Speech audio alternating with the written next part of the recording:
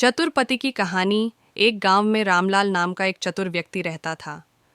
वह अपनी बुद्धिमानी और चतुराई के लिए पूरे गांव में प्रसिद्ध था। रामलाल का एक ही सिद्धांत था कि किसी भी समस्या का समाधान समझदारी और धैर्य से किया जा सकता है। उसकी पत्नी सुमित्रा हमेशा उसकी चतुराई की प्रशंसा करती थी। एक दिन गांव में एक नया व्यापारी आया।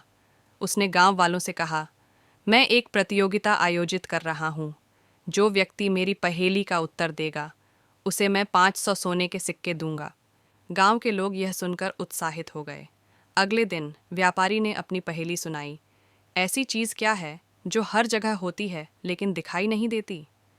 गांव के कई बुद्धिमान लोग उस पहेली का उत्तर देने के लिए आगे आए, लेकिन कोई भी सही उत्तर नहीं दे सका।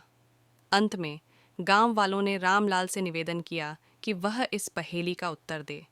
रामलाल ने थोड़ी देर सोचा और फिर मुस्कुराते हुए व्यापारी से कहा, इसका उत्तर है हवा। व्यापारी यह सुनकर हैरान रह गया और रामलाल की प्रशंसा की। उसने रामलाल को 500 सोने के सिक्के दिए। गांव वाले रामलाल की चतुराई से और भी प्रभावित हो गए।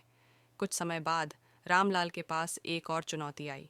गांव के जमींदार ने एक दिन घोषणा की कि जो व्यक्ति मेरे सामने 3 असंभव कार्य करके दिखाएगा उसे मैं आधा गांव दान में दे दूंगा। रामलाल ने यह चुनौती स्वीकार कर ली। पहला कार्य था रात भर बिना आग के भोजन पकाना। रामलाल ने दही और जड़ी बूटियों से भोजन तैयार किया। दूसरा कार्य था बिना पानी के कपड़े धोना। रामलाल ने सूखी मिट्टी से कपड़े साफ कर दिए। तीसरा और सबसे कठिन कार्य था बिना कुछ बोले जमींदार को हंसा देना। रामलाल ने एक ऐसा मजेदार इशारा किया कि जमींदार हंसते हंसते लौटपोट हो गया।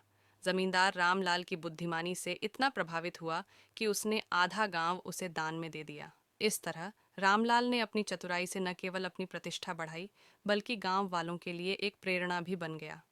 यह कहानी सिखाती है कि समझदारी और चतुराई से हर समस्या का हल निकाला जा सकता है।